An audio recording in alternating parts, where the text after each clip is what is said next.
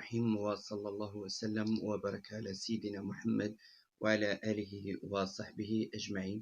إخواني أخواتي متتبعي صفحتنا، السلام عليكم ورحمة الله وبركاته.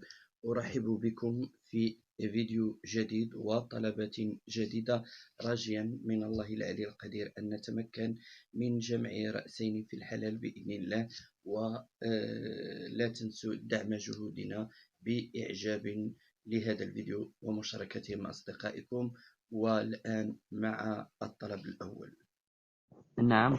السلام عليكم ورحمة الله وبركاته. الأخت الكريمة، مرحبا بك معنا في قناة طلبات الزواج. الاسم ديالك أختي؟ لا، فاطمة الزهراء. رفعي شوية الصوت ديالك. فاطمة الزهراء. فاطمة الزهراء. فاطمة الزهراء، منين مدينة تتكلمي معنا؟ نواحي إيمن تانوت. من نواحي ديال إيمين تانوت. أختي فاطمة الزهراء، الحالة الاجتماعية ديالك واش مطلقة ولا عازبة ولا أرملة؟ الأخت فاطمة الزهراء من إيمين تانوت. لا، أنا متزوجة ومطلقة، باقي عزيزة الحمد لله. مزوجة ومطلقة؟ لا. عازبة؟ يا اختي، بالنسبه للعمر ديال الاخت فاطمه الزهراء من ايمين تالوت؟ أنا عندي 32. 32. اختي بالنسبه للطول، طول ما عمرت عبرت راسي طويله قصيره متوسطه؟ الحمد لله، ما طويلة ما قصيرة. متوسطه القامه. اختي فاطمه الزهراء من ايمين تالوت، بالنسبه لللباس ديالك واش متحجبه ولا انسانه عاديه ولا عادية. متحرره؟ عادية.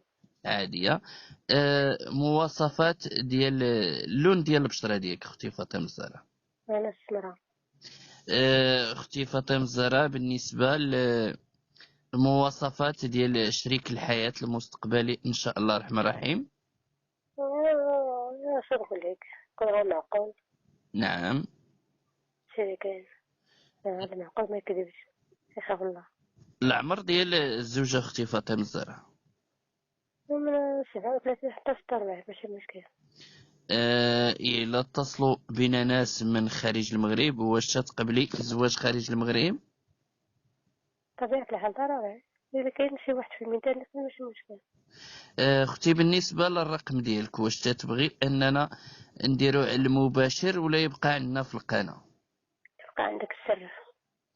يلا اختي فاطمة الزهراء من ايمين تانوت، تنطلبوا من الله العلي القدير يرزقك بالزوج الصالح ان شاء الله ويسر امرك فيما قريب. الله يعاونك اختي فاطمة. يا الله، سلام على الله.